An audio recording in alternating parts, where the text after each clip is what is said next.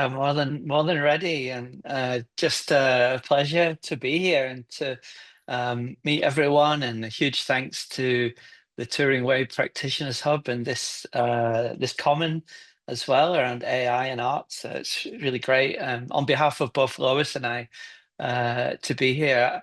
I think the way Lele, and it was so grateful for their invitation to be here. But I think what we thought would be a good thing would be to start off perhaps with a little ecosomatic practice, which I'm going to introduce. I don't know if Lois has something she'd like to bring as well. I'm going to be very quick. And then I think we're each presenting for about 20 minutes and then opening up to questions and discussion. Is that kind of how you imagine things might go for and Lele? Yeah, that sounds great. Yeah, I All think that's right. Lois, is that good with you as well? Yeah, good. Up to you. All right. Well, thanks so much. So I got this lovely practice that we can do. It comes from Chinese Taoist, embodied culture, something I've been studying and working with for quite a few decades, actually, since I was a teenager. Um, and also in collaboration with Dr. Andrea Maciel, who's the artistic director for Intercultural Roots. And Andrea comes from Brazil, so she's a UK Brazilian. And together we were working on a collaboration of Qigong and Laban Berteniov as well. So we kind of combined this. We call it like a Moebius band, but it's kind of fun to do. So what I invite you to do, and you can do this sitting or standing, and I hope you can see my hands. Um, is we're gonna make a kind of a shape like a flower opening up like this to the sky, and then there's like three shapes. The next shape is you kind of turn your hands. I hope you can see this, and come on cam if you can show your camera, that would be really great. And you do this so that you have one palm facing out and one palm facing in towards you. And then you kind of keep circling your hands in the same direction so that you're kind of rooting down into the earth, right? So you have the back of your wrists together, the back of your hands facing each, but your fingers are kind of dangling down like roots into the ground. Yeah. And so we do this on the way back up. So we go from the earth up to nature. So again, we've got one palm in, one palm out, and then up like our flower, our branches opening up to the sky. And as we do these circles, we appreciate the energy and the nourishment that we get from the sky, right? From the sun and from the stars. And then all around us, nature connecting humans and the non-human, the plants and the animals. And then down to the earth, we appreciate the soil and the where our food, the nourishment for our food comes from. Uh-huh. And so we're moving through this transition of growth and decay. Yeah, we're appreciating the natural cycles, even like water, how it can transform from being in the caverns of the earth, liquids, and then it transforms into the clouds and it becomes ice on top of the mountain. So the transformations and transitions of being alive, the cycles as well.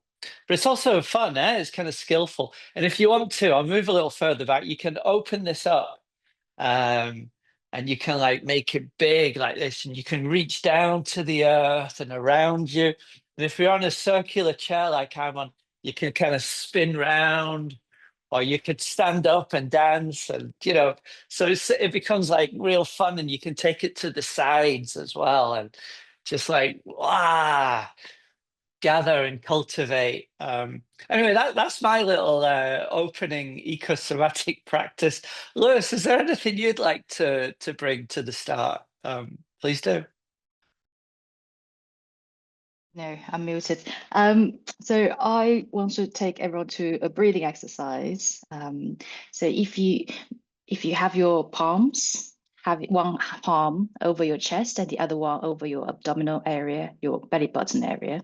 And we're going to, even if you are seated, you can still lift your chest, really draw your shoulder blades together, expand your breathing.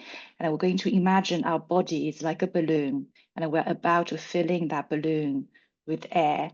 So inhale, count in your head for 1, 2, 3, 4. Expand as much as possible, and exhale, release that air from your body for 4, 3, 2, 1. And then one more, inhale for 1, 2, 3, 4. Expand and exhale, release that air for 4, 3, 2, 1. And we're going to do again this time. When we expand to the top, we're going to hold our breath. So inhale for 1, 2, 3, 4. Then we're going to hold our breath for 2 seconds. And then release all the air in your body for 4, 3, 2, 1. And then we can release our arms and our hands.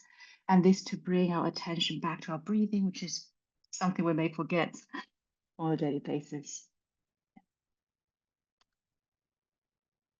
That was absolutely brilliant. Just a couple of seconds, to me at least, it made me much more relaxed, much more focused, and I felt my body as if it's woken up a little bit, especially since I was working before. I was in stress mode, doing stuff, which we all do. A couple of seconds brought me back, kind of relaxed everything. Like here, especially where it's the computer now, it's kind of much more relaxed. Time to breathe. Fantastic. Thank you for this. Much appreciated. You're really welcome. Thanks a lot. So maybe that's a really nice introduction. Thanks, Lily, as well. I'm just reading the chat. My kind of life has been this kind of intertwining of different threads, and one of which has been as a learner and an unlearner of Chinese Taoist practices, wisdom culture, things like Qigong, Dao Yin, Kaiman, Neidan. So that's been something I've been learning and then teaching and teaching teachers and performing for quite a long time. And then also at the same time working in IT.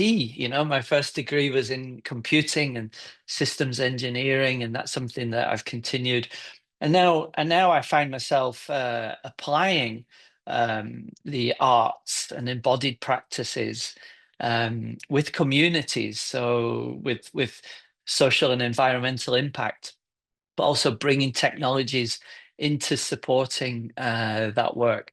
And that's what I'd like to present. So I'm gonna jump onto a kind of screen share now, just for a quick presentation. Let's make sure that I've got the right. Yeah, here we go. Ta-dun. Ta-dun. Has everybody seen this in kind of full screen? Yeah, that's great. So I'm the founder and CEO of Intercultural Roots for Public Health, which is a CIO, a charity based in the UK that well, I think we were first constituted in 2017, but it actually came from work prior to that.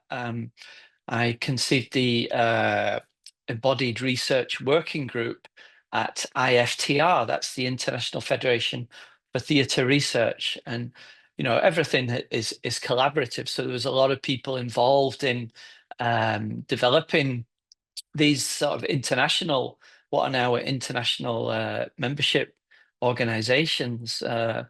And really, the idea of Intercultural Roots was to bring embodied research, and particularly critical research within the arts and humanities. So, thinking about decolonial practices, anti-racism, anti-ableism, really elements of ethics and social justice, as well as, cutting edge thinking and practices around embodiment and emplacement as well.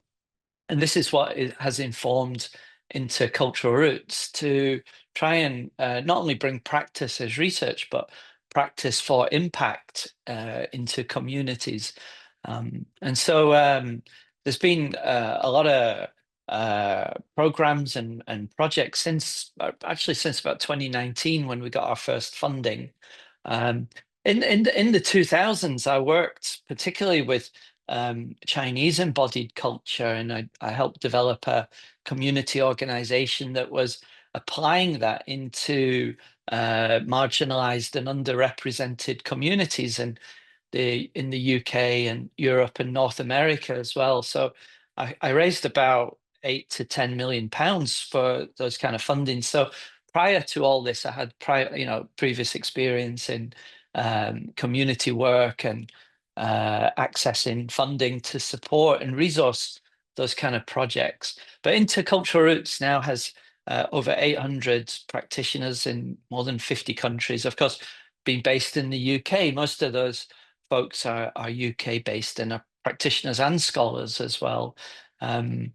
Last year, we achieved recognition by the British Academy as an independent research organisation, and we've had lots of funding from various charitable trusts and foundations. But since 2023, we've been able to access some public funding, particularly through Innovate UK. So 4 Innovate UK funded projects, and today we'll be focusing on 2 of them that are currently being kind of delivered.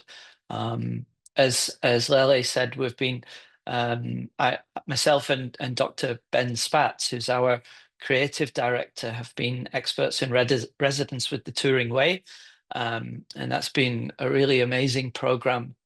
So really a big thanks to Ariel and Malvika and Lele and everyone involved in that. It's been a really great program, particularly looking at the standards and ethics and how AI is applied and how projects are developed, which is useful not only to AI projects but also to any kind of community-led projects as well.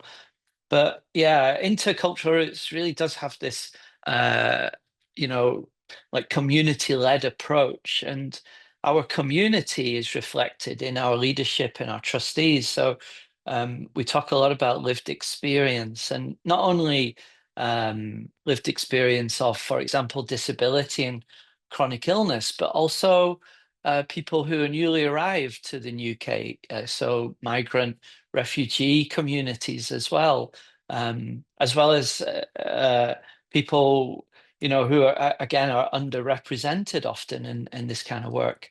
I mean, just to say, like, Intercultural Roots is about arts and education, and culture and creativity, but with a kind of ethos, right? That's about social change, environmental and sustainability, and so on.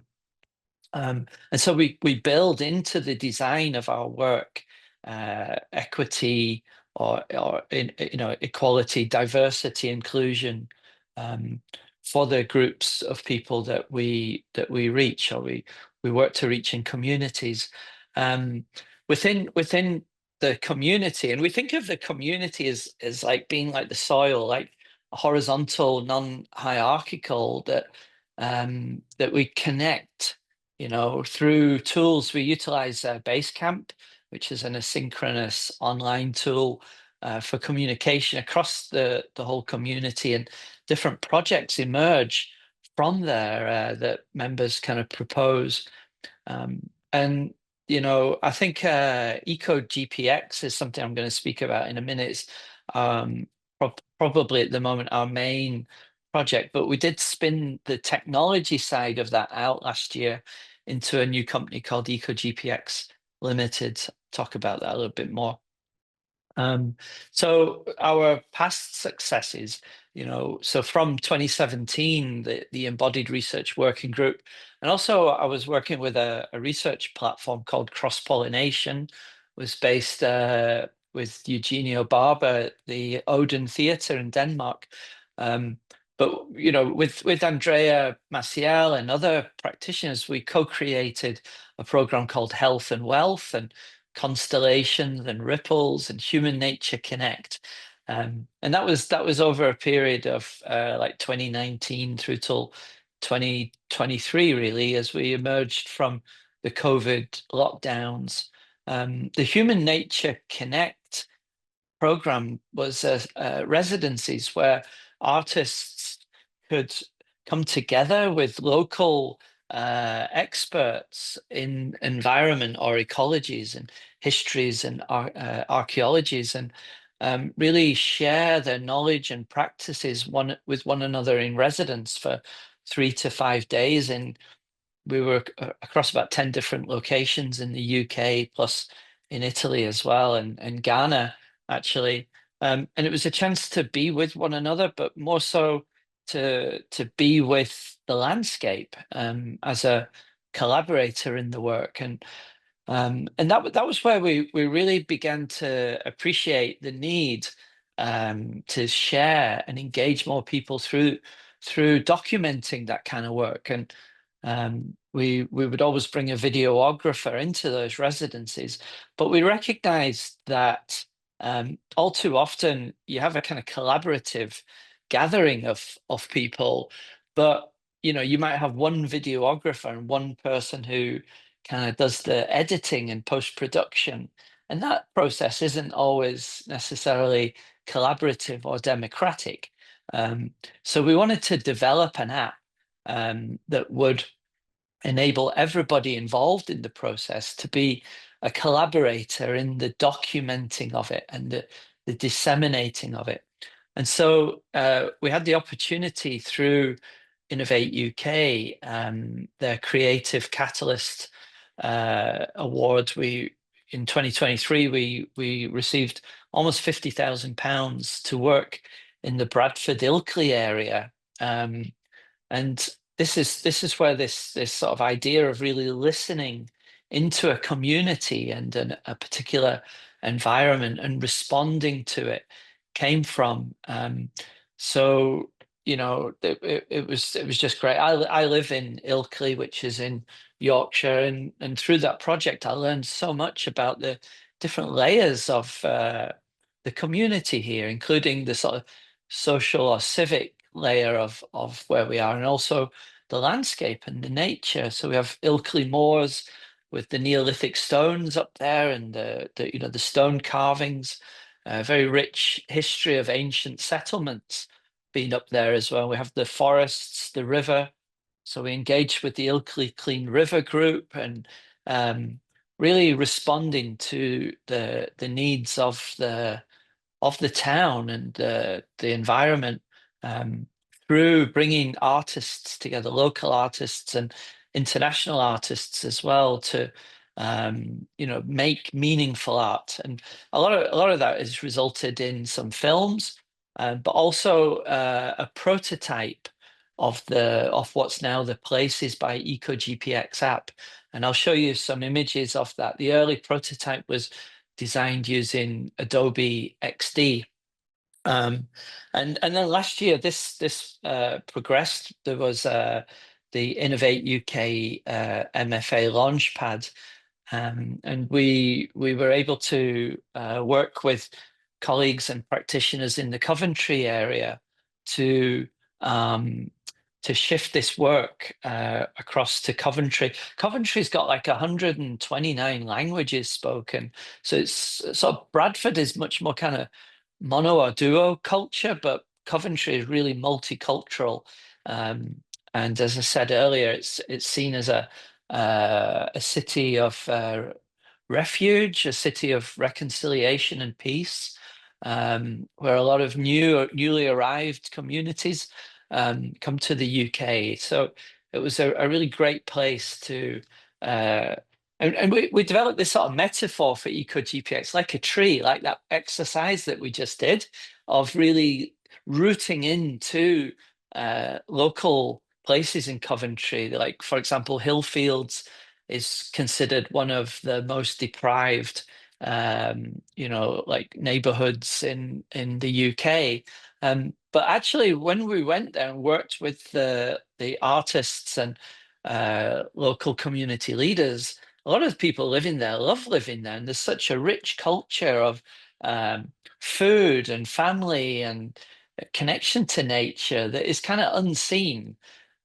You know, if you go deeper, than the indices of deprivation, there's so much going on that isn't kind of recognized. And so we were able to like deeply listen into those communities, but also to begin to understand what are the challenges and issues that do exist there.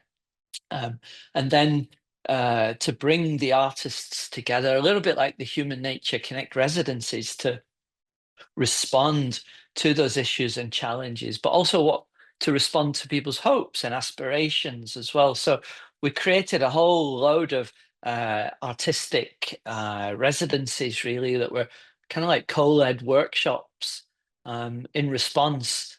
And they were very site specific across different areas in Coventry. But at the same time, we were developing this technology, this app that would become what we call a kind of socially augmented media, or an augmented window into what's happening in a place. And that became the app Places by EcoGPX. So we started off with the Adobe XD prototype and further kind of paper app developments. And then we worked with the full stack developer, Peter Owasian, to fully develop the app, which is now on Apple and Google download. So, you know, that project was deeper in scope. It was £100,000 project, and we independently evaluated the impact as well. So there's a wonderful impact report from that project.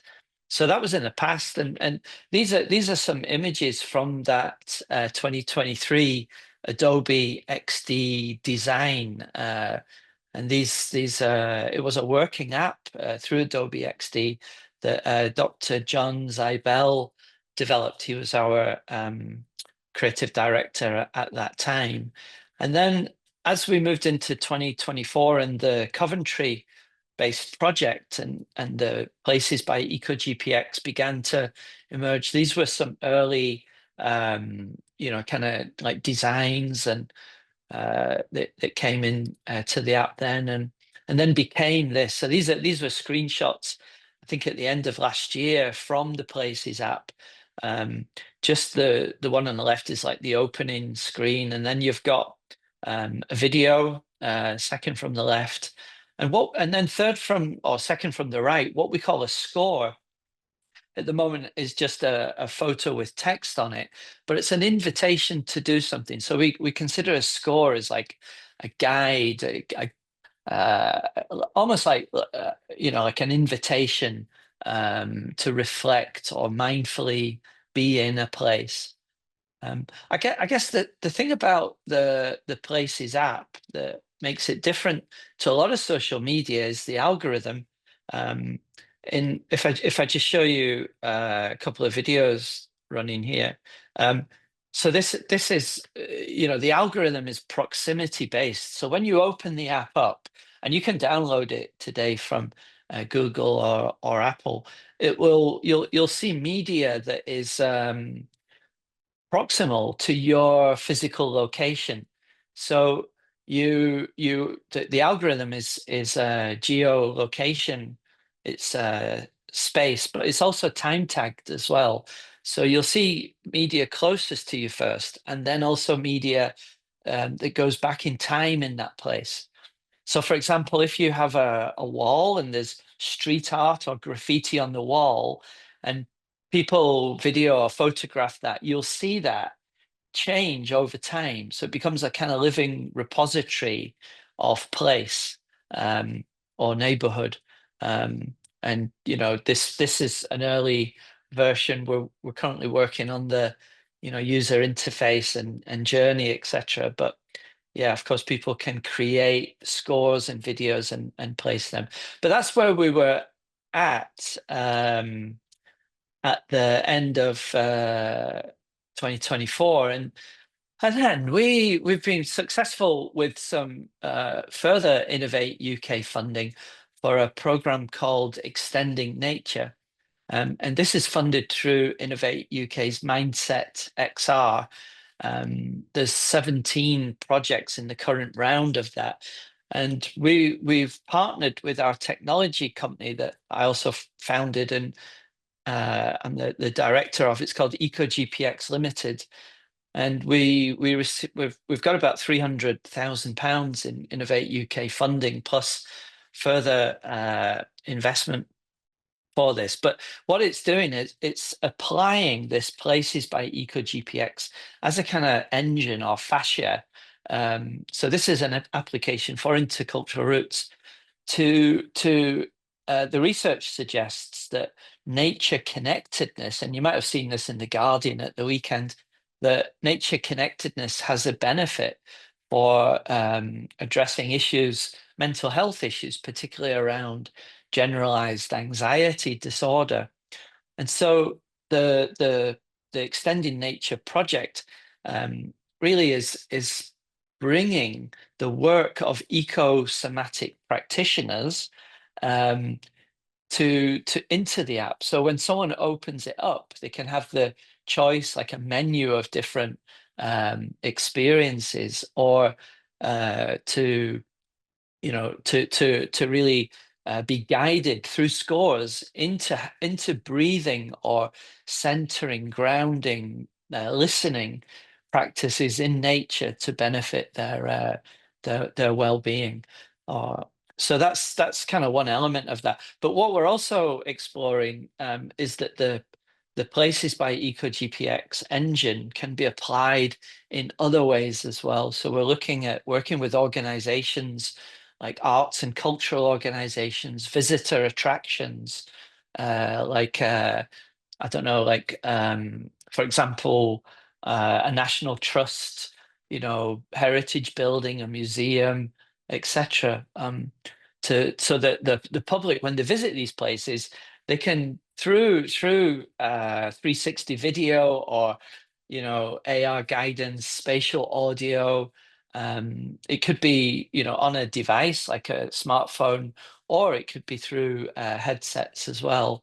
They can get a deeper or more highly engaging experience. And with all this, we're working with our Arts Disability Network and our community advisory board in Coventry that's coming from very different multicultural backgrounds to bring this into the design from the beginning. And that's pretty much it for the present. I think Lois is going to speak to the DAO CreaTech project, which we are currently working with and has also received Innovate UK funding. But just before that, just looking towards the future for Intercultural Roots and EcoGPX Limited, we've been proposing this idea of memories by EcoGPX to again build on the technology that we're developing to bring a kind of ethical use case of AI, machine learning, extended reality for people with dementia or Alzheimer's, but also to benefit their carers and their family. And the idea is for people to bring stories and media and music and kind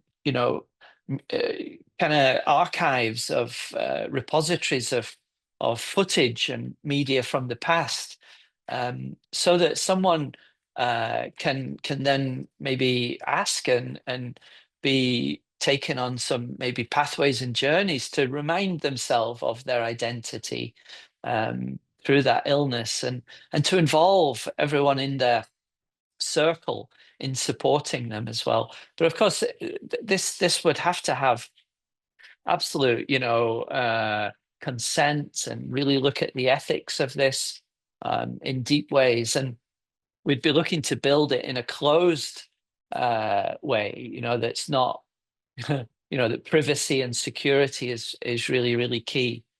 So we've been discussing it with the Turing Way, with Bridge AI, different NHS trusts and foundations. So that's our kind of next thing that we're considering anyway, and proposing. But yeah, just back to DAO CreaTech and its partnership with East2046. So I'm going to pass over to Lois, and thanks everyone for listening. Thank you. Thank you so much, Alex. That was both grounding, but also extremely inspiring. It's really rare to see kind of like technology that's approached with such sensitivity, and that kind of really inspired me in your work, and kind of combines embodiment, community, and place. And it kind of shows a little bit how, in a way, innovation technology doesn't have to be away from our world around us. It can somehow be, through sensitivity, we can manage to kind of embody everything. Should we open up questions now? I would say let's do. Actually, Alex, what would you recommend? Is your presentation with Lois deeply connected, so we can open up questions later, or shall we open up for 2-3 questions and then? I think it would be really good to hear from Lois, because what we're building is a kind of regenerative ecology that isn't, discrete projects, but actually I think you might see how some of this work overlaps to benefit communities, on hearing what Lois is doing as well. But just in response to Lois Cowie, I hope I'm pronouncing your name correctly, about the potential for students at a university. We have actually applied to the Chi Zone call from the University of Liverpool, and we're working with Merseycare, Merseyside in Liverpool, NHS Foundation Trust, to if we get this further funding, is to apply places and extending nature into the campus of 2 universities in the Merseyside area. So yeah, the last thing I'd say as well is we're going to be putting out a call for extending nature. So if anyone here works through any kind of eco or somatic practice that could be beneficial for people with anxiety, and you'd like to be involved in the content generation with our app, we're putting a call out for that soon, for 3 areas: the consultation, the content generation, but also artists in residence with organizations. So we're going to be putting that call out real soon. Thanks. Yes, please. If you can let us know in Slack, or if you want to share a quick blog post in our Medium about this, I would personally be very interested, because I do feel that after my PhD I have an anxiety disorder, so I would love to sign up personally. But yes, Lois, yes, please feel free to start. Thank you very much. No worries. So can everyone see my screen just to check? Okay. Yeah, I can see it, Lois. You're not in full screen, but yeah, I can see. Oh, there we go. Okay, great. So as Alex mentioned, that we're trying to build a whole ecosystem. So my involvement with Intercultural Roots is I'm currently a trustee for the charity, but also I also have a social enterprise called East2046, which is partnering with Intercultural Roots on another project which we recently got founded by in the UK. So my background was very multidisciplinary. So I did math for undergrad, but then slowly moved into social sciences, specifically social policies and sociology, looking at underrepresented communities, or how grassroots communities can regenerate or come up with things that themselves. And recently, I've been more involved in the space of art and creativity. The reason of that is I'm very interested in understanding what the future entails us. And arts has such a rich imagination and possibility of allow us to imagine how things could be in the future. So this is the visual of our social enterprise. It represents sending sending a message to the cultural orbits, to the unknown. But it's also taking into account of Eastern philosophy, which I will explain in the next few slides. So we're going to do a little bit of philosophy first. There are 4 fundamental questions in philosophy. One is asking what is there, which we call metaphysics.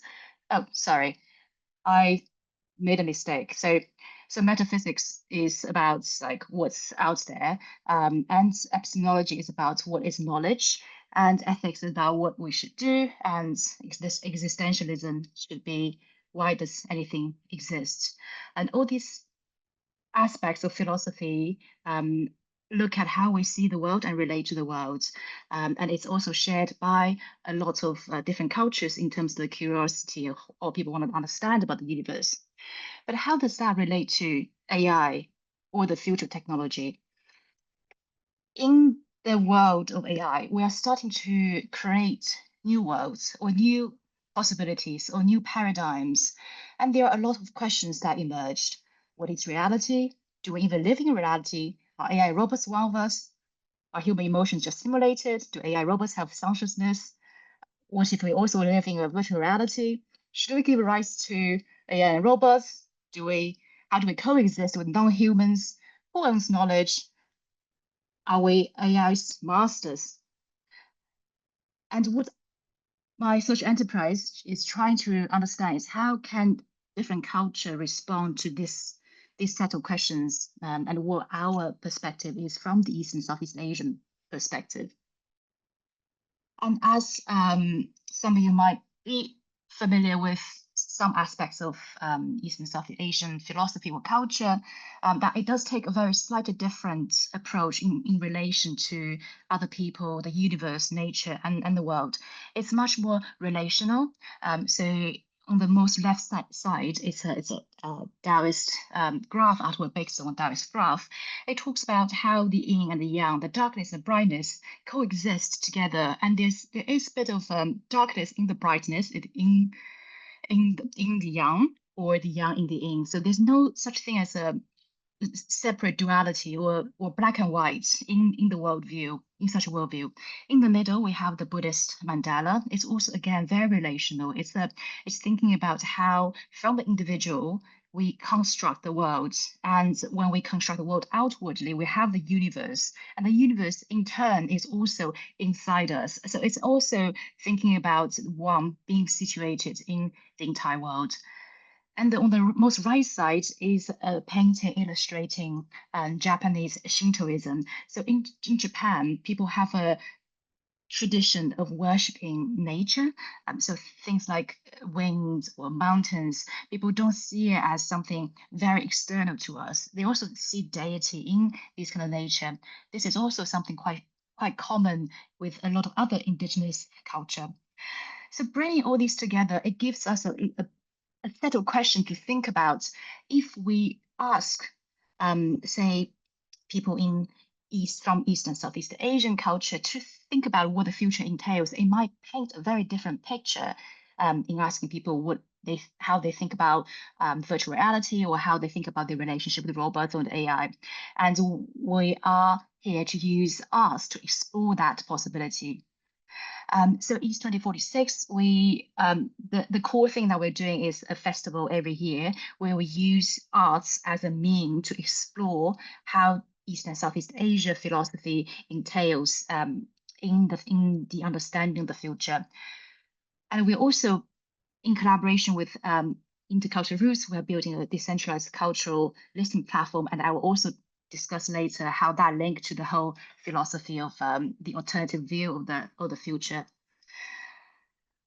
I'm very thrilled to present this presentation today because it's quite rare to see how people who are both interested in arts and tech, but also interested in how to build a tech in a more conscious way. And one thing that's including the projects that we're working with Intercultural Roots is to think about how do we do tech slowly and more inclusively. So there are a lot of discussions about technicality of things, or how we can make better chips, or we can have better algorithms or better large language models. But we need to think about who are these tech for? Is tech going to continue to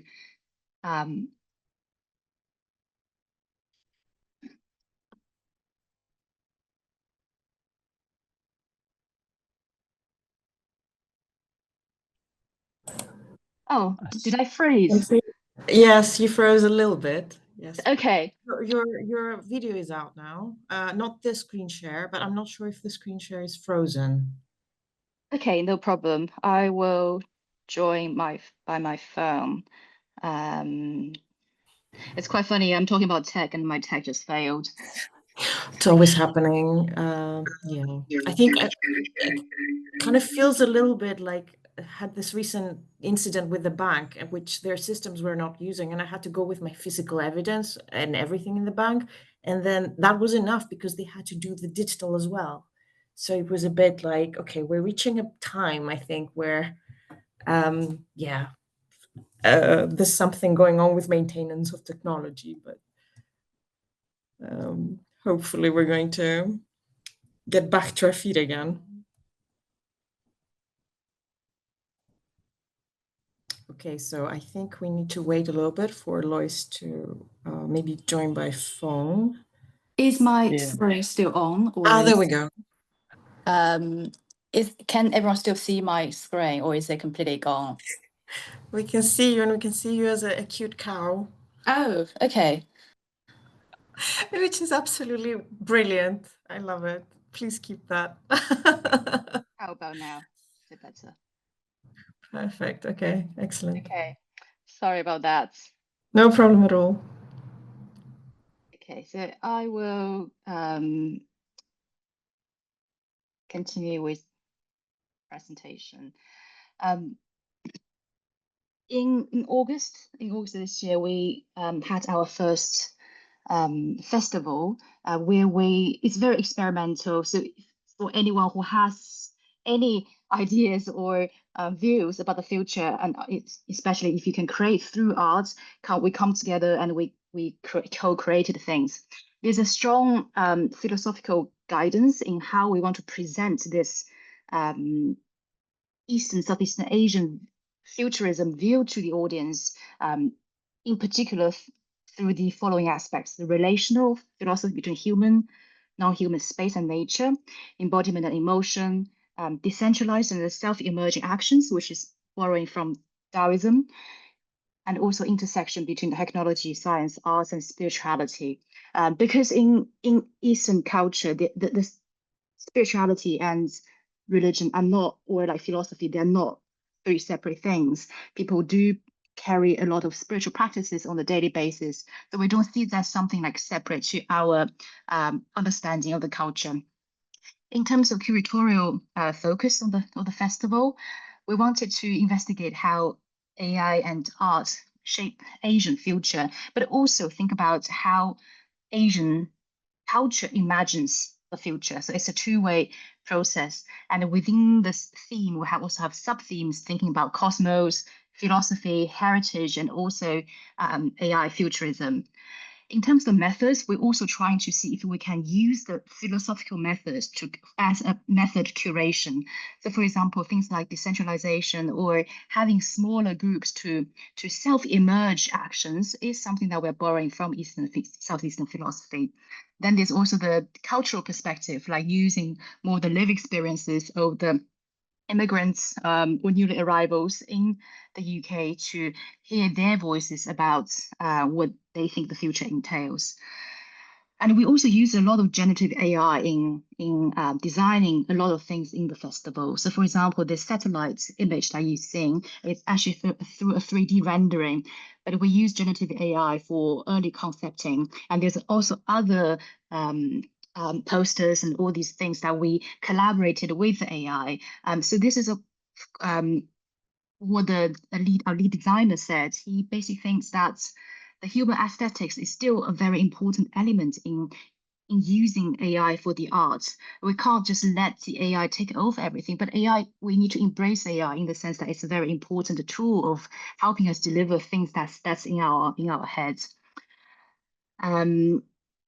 So here are some pictures of what happened during the festival, and I want to specifically zone into some of the works that we displayed. The one of the video essay that we showed is by he's a leading tech arts intersecting artist called Lawrence Leck.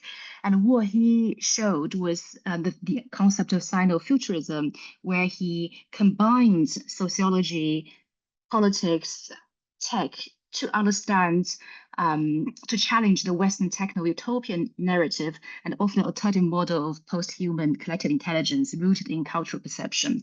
And this goes back to the project that Intercultural Roots does, is to embrace how different culture may offer a pluralist way of world viewing, and also not just thinking about the current, but also about the future. And I want to show everyone a street interview that we did outside LSE by this history professor who talked about AI and arts in a critical way. Let's see.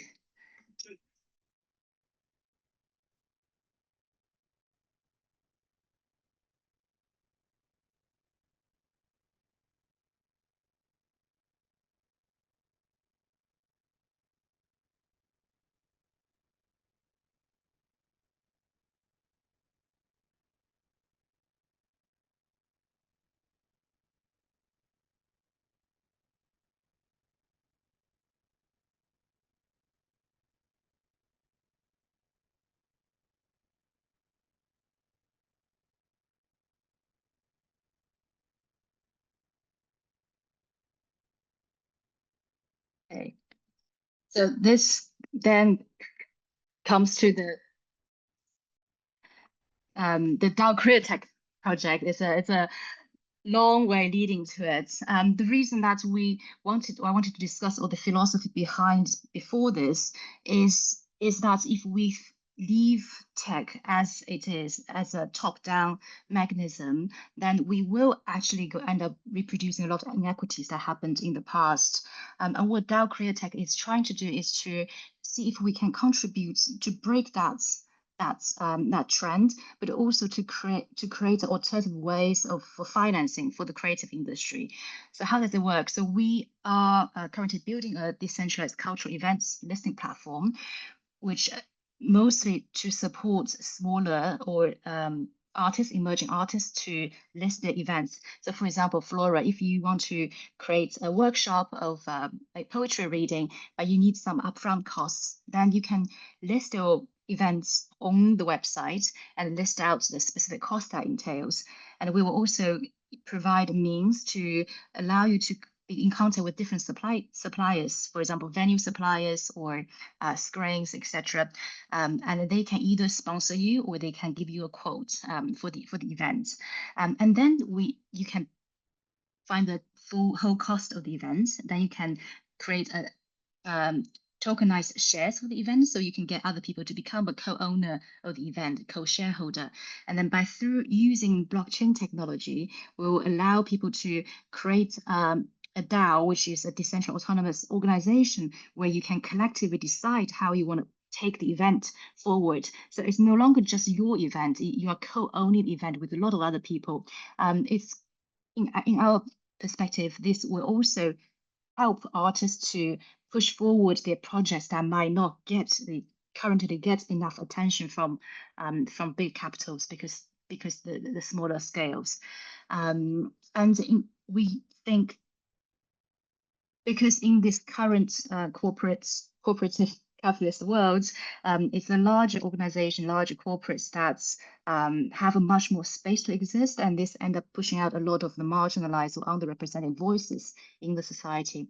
And this is the aim of DAO CreaTech, is to allow the underrepresented voices to have a platform to